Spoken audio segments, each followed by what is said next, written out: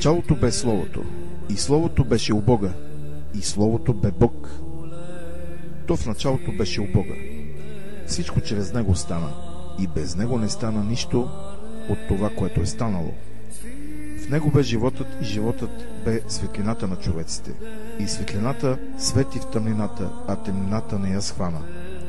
Яви се човек, изпратен от Бога, на име Йоан.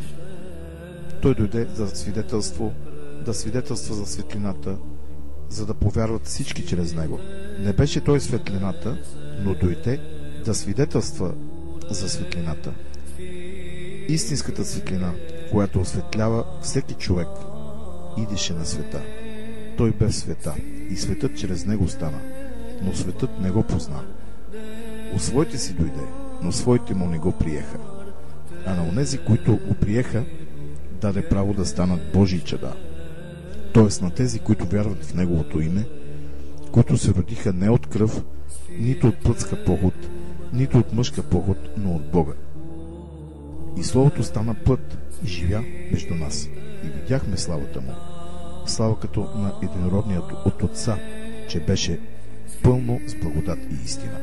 Йоан свидетелства за него и викаше: ето онзи, за когото казах, този, който идва след мене, достигна да бъде пред мене, защото спрямо мене беше пръв.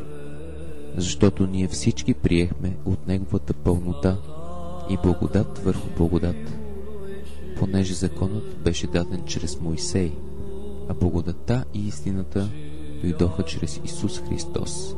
Никой никога не е видял Бога.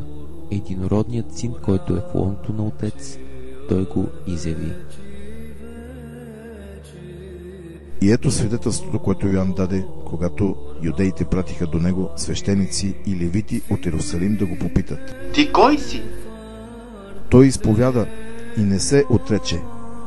Той изповяда: аз не съм Христос. Тогава що? Илия ли си? И каза: не съм. Пророкът ли си? И отговори: не съм. Кой си? За да дадем отговор на уния, които са ни пратили. Що казваш за себе си? Аз съм глас на един, който вика в пустинята: прав направете пътя на Господа. А изпратените бяха от фарисеите. И попитаха го, като му рекоха: а защо кръщаваш, ако не си Христос? Нито Илия, нито пророкът. В отговор Йоан им каза: аз кръщавам с вода. Посред вас стои един, когото вие не познавате. Този, който идва след мене, на когото аз не съм достоен да развържа ремъка на обувките. Това стана в Витания, отвъд Йордан, където Йоан кръщаваше.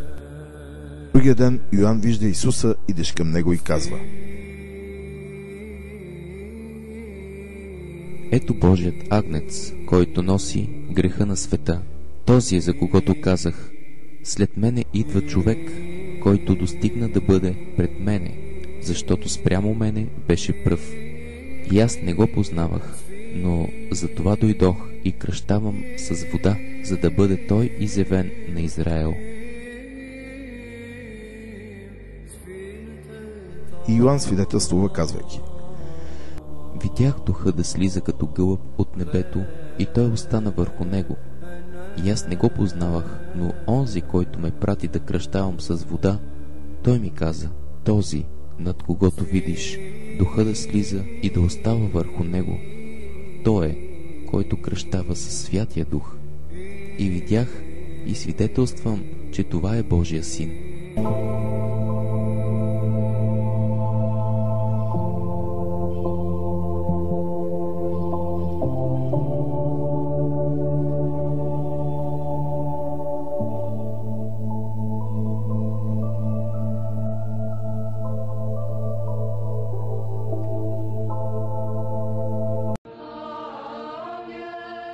На другия ден Йоан пак стоеше с двама от учениците си.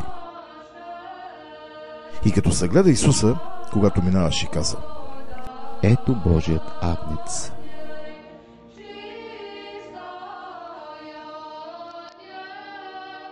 И двамата ученика го чуха да говори така и тръгнаха след Исуса. И като се обърна Исус и видя, че идат след него, каза им: какво търсите? А те му рекоха: Рави! Което значи: Учителю. Къде живееш? Каза им: Елате и ще видите. Дойдоха и видяха къде живее и останаха при него този ден. Беше около 10-тия час. Единият от двамата, които чуха от Йоан за него и го последваха, беше Андрей, брат на Симон Петър. Той първо намери своя брат Симон и му каза: намерихме Месия, което значи помазаника. Като го заведе при Исус, Исус се вгледа в него и рече: Ти си Симон, син Йонов, ти ще се наречеш Кифа. Което значи Петър. На другия ден Исус поиска да отиде в Галилея и намери Филип и му каза: Ела след мене. А Филип беше от Вицаида, от града на Андрей и Петър. Филип намери Натанаил и му каза: Намерихме онзи, за когото писа Моисей в закона и за когото писаха пророците, Исуса, Йосифовия син, който от Назарет. Натанаил му рече: от Назарет може ли да произлезе нещо добро? Филип му каза: Дойди и виж. Исус видя Натанаил да идва към него и каза за него: Ето, истински израелтянин, в когото няма лукавство. Натанаил му каза: Откъде ме познаваш? Исус в отговор му рече: Преди да те повика Филип, видяхте под смокинята. Натанаил му отговори: Учителю, ти си Божият син, ти си цар на Израел. Исус в отговор му каза: Понеже ти казах, че те видях под смокинята, вярваш ли, по-велики от тези неща ще видиш. И рече му: Истина, истина ви казвам, от сега ще видите небето отворено и Божиите ангели да възлизат и слизат над човешкият син. На третия ден имаше сватба в Кана Галилейска и Исусовата майка беше там. И Исус и учениците му бяха поканени на сватбата. И когато се свърши виното, майката на Исус му каза: Вино нямат. А Исус и каза: Какво има между мене и тебе, жено? Часът ми още не е дошъл.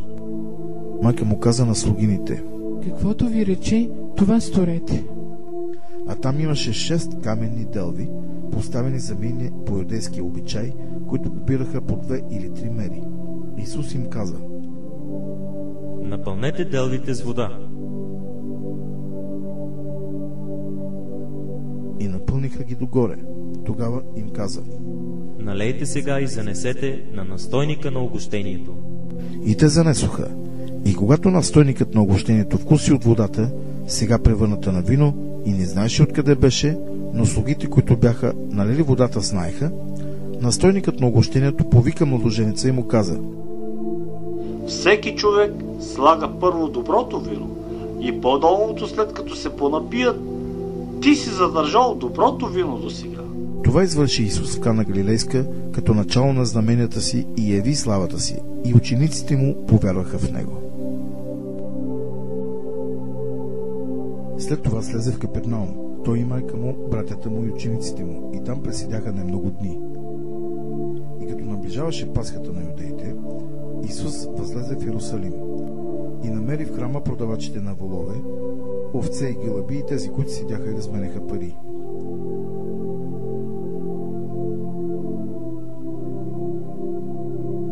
И направи бич от върви и изпъди всички тях от храма, както и овцете и воловите, и сипа парите на среброменителите и прекатури масите им. И на тези, които продаваха гълъбите, рече: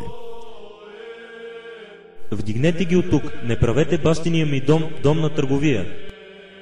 Учениците му си спомниха, че е писано: Ревността за твоя дом ще ме изяде. По повод на това юдеите, проговаряйки му, рекоха: Какво знамение ще ни покажеш, тъй като правиш това? В отговор Исус им каза: Разрушете този храм и за 3 дни ще го издигна. А юдеите рекоха: За 46 години е бил граден този храм. Та ти за 3 дни ли ще го издигнеш? Но той говореше за храма на тялото си. И тъй като беше възкресен от мъртвите, учениците му си спомниха, че беше казал това. И повярваха на писанието и на словото, което Исус беше говорил. И когато беше в Иерусалим, на Пасхата, през празника мнозина повярваха в Неговото име, като гледаха знаменията, които вършеше. Но Исус не им се доверяваше, защото познаваше всичките човеци, защото той нямаше нужда да му свидетелства някой за човека, понеже сам знаеше какво има в човека. Между фарисеите имаше един човек на име Никодим, юдейски началник. Той дойде при Исуса нощем и му рече: Учителю, знам, че от Бога си дошъл учител, защото никой не може да върши тия знамения, които ти вършиш, ако Бог не е с него. Исус в отговор му рече: Истина, истина ти казвам, ако не се роди някой отгоре, не може да види Божието царство. Никодим му каза: Как може стар човек да се роди? Може ли втори път да влезе в утробата на майка си и да се роди? Исус отговори: Истина, истина ти казвам, ако не се роди някой от вода и дух, не може да влезе в Божието царство. Роденото от плътта е плът, а роденото от духа е дух. Не се чуди, че ти казах, трябва да се родите отгоре. Вятърът духа, където си иска и чуваш шумът му, но не знаеш откъде идва и къде отива. Така е всеки, който се е родил от духа.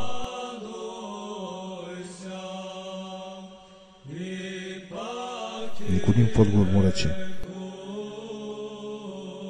Как може да бъде това? Исус в отговор му каза: Ти си Израелев учител и не знаеш това. Истина, истина ти казвам. Това, което знаем, говорим и свидетелстваме за това, което сме видели, но не приемате свидетелството ни. Ако за земните работи ви говорих и не вярвате, как ще повярвате, ако ви говоря за небесните?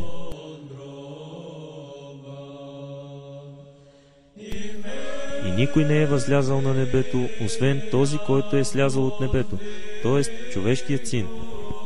И както Моисей издигна змията в пустинята, така трябва да бъде издигнат човешкият син.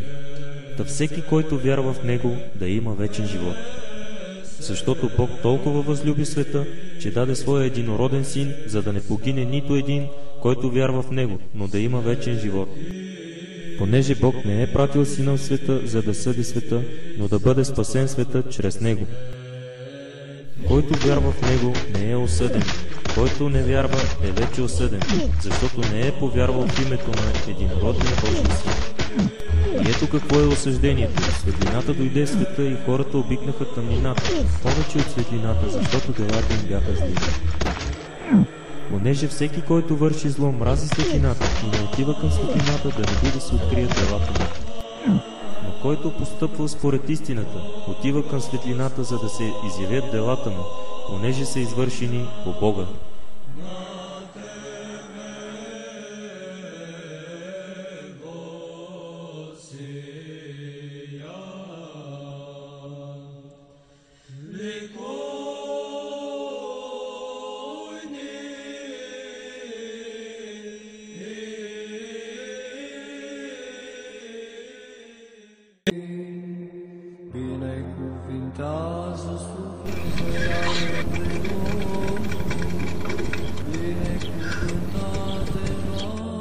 След това дойде Исус с учениците си в юдейската земя. И там живееше с тях и кръщаваше. Също Йоан кръщаваше в Енон, близо до Салим, защото там имаше много вода.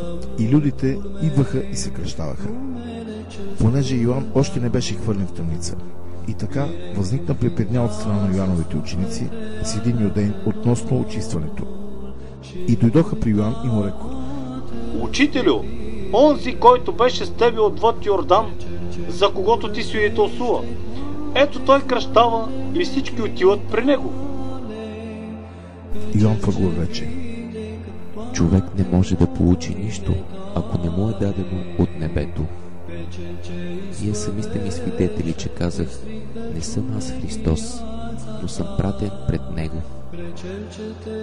Младоженецът е, който има невястата, а приятелят на младоженеца, който стои и го слуша, се радва твърде много на гласа на младоженеца. И така, тая моя радост е пълна. Той трябва да расте, а пък аз да се смалявам. Оня, който иде отгоре, е от всички по-горен. Който е от земята, земене, и земното говори. Който иде от небето, е от всички по-горен. Каквото е видял и чул, за него свидетелства. но никой не приема свидетелството му. Който е приел неговото свидетелство, потвърдил е, че Бог е истинен. Защото този, когото Бог е пратил, говори Божиите думи, понеже той не му дава духа с мярка. Отец люби Сина и е предал всичко в неговата ръка. Който вярва в Сина, има вечен живот, а който не приема Сина, няма да види живот и Божия гняв остава върху него. И така, когато Исус узна, че фарисеите чули, че той придобивал и кръщавал повече ученици от Йоан, макар сам Исус да не кръщаваше учениците му, напусна Юдея и отиде пак в Галилея. И трябваше да мине през Самария.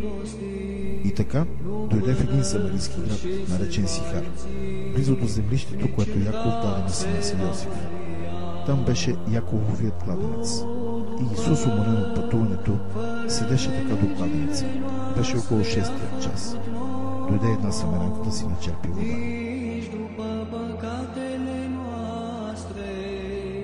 Исус си каза: дай ми да пия.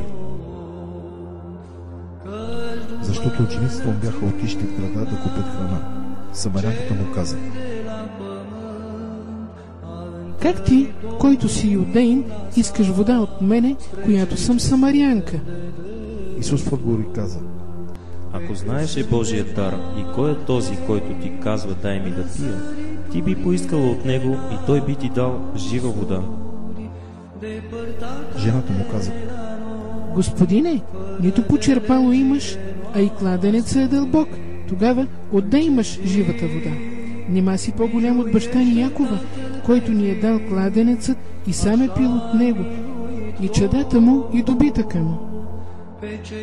Исус в отговор и каза: Всеки, който пие от тази вода, пак ще ожеднее, но който пие от водата, която аз ще му дам, никога няма да ожеднее. Водата, която ще му дам, ще стане в него изворна вода, която извира за вечен живот. Жената му каза: Господине, дай ми тая вода, за да не ожеднявам, нито да извървявам толкова път до тука, за да изваждам. Исус и каза: Отиди и повикай мъжа си и ела тук. В отговор жената му каза: Нямам мъж. Исус и каза: Право каза, че нямаш мъж, защото 5 мъже си имала, и този, когото сега имаш, не ти е мъж. Това си казала право. Каза му жената: Господине, гледам, че ти си пророк. Нашите бащи в този хълм са се кланяли, а вие казвате, че в Иерусалим е мястото, дето трябва да се кланяме. Каза Исус: Жено, вярвай ми, че иде час, когато нито на този хълм, нито в Иерусалим ще се покланяте на Отец. Вие се покланяте на това, което не знаете. Ние се покланяме на това, което знаем, защото спасението е от юдеите. Но идва час, и сега е, когато истинските поклонници ще се покланят на Отец, защото такива иска Отец да бъдат поклонниците му.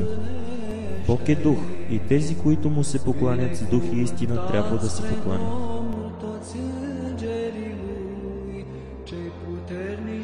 Каза му жената: Зная, че ще дойде Месия, който се нарича помазаник. Той, когато дойде, ще ни яви всичко. Каза и Исус: Аз, който разговарям с тебе, съм този. В това време дойдоха учениците му и се почудиха, че разговаря с жена, но никой не рече: какво търсиш или защо разговаряш с нея? Тогава жената остави стомната си, отиде в града и каза на хората: Дойдете да видите човека, който ми казва все, що съм сторила. Да не би той да е помазаника. Те излязоха от града и отиваха към него. Между това, учениците молиха Исуса, казвайки: Учителю, яш. А той им рече: Аз имам храна, за която вие не знаете. Затова учениците казваха помежду си: Да не би някой да му унесъл нещо за ядене? Каза им Исус: Моята храна е да върша волята на този, който ме е пратил, и да изпълня неговата работа. Не казвате ли още 4 месеца и жетвата ще дойде? Ето, казвам ви, повдигнете очите си и погледнете нивите, защото са бели за жетва. Който вече жъне, получава заплатата и събира плод за вечен живот, за да се радват заедно и който сее, и който жъне. Защото в това отношение истинна е думата, че един сее, а друг жъне. Аз ви пратих да жънете това, за което не сте се трудили. Други се трудиха, а вие влязохте в наследството на техния труд. И от този град много самаряни повярваха в него поради думите на жената, която свидетелстваше. Той ми каза всичко, което съм сторила. И тъй, когато дойдоха самаряните при него, помолиха го да остане при тях. И преседя там 2 дни. И още мнозина повярваха поради неговото учение и на жената казаха: Ние вярваме не само поради това, което ни каза, понеже сами чухме и знаем, че той наистина е помазаникът, спасителят на света.